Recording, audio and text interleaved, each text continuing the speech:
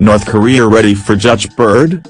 Disaster leaves Kim no choice but to fire dreaded nuke. Kim Jong-un may be ready to launch a nuclear-tipped missile into the Pacific Ocean, making good on threats he promised should be taken literally.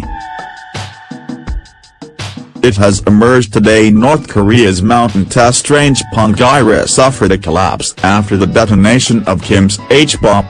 At least 200 workers are reported to have died in the tunnel cave-in amid fears the whole mountain could collapse. This latest setback could force Kim's hand into a detonate over the Pacific. War fears have reached new highs this year as the U.S. demand North Korea end the request for nuclear ICBMs.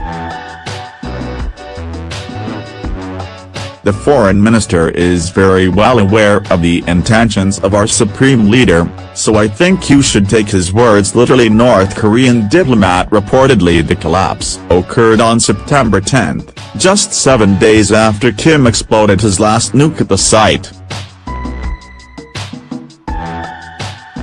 It also came just a week and a half before North Korean diplomats first raised the possibility of the JUCHE bird. Kim's foreign minister Ri Yong-il revealed the nation's plans after a fiery confrontation with U.S. President Donald Trump at the UN.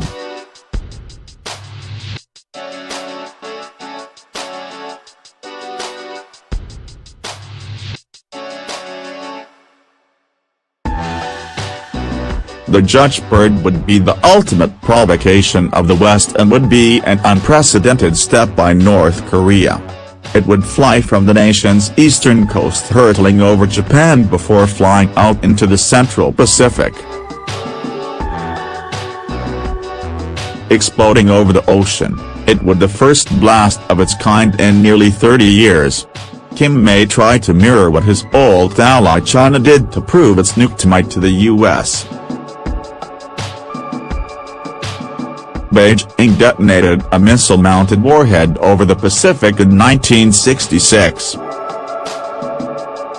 With his nuclear site risking total collapse after a decade of use, Kim's hand may be forced into an above-ground detonation. The JUCHE bird launch, if mishandled, has very real potential to spark World War III.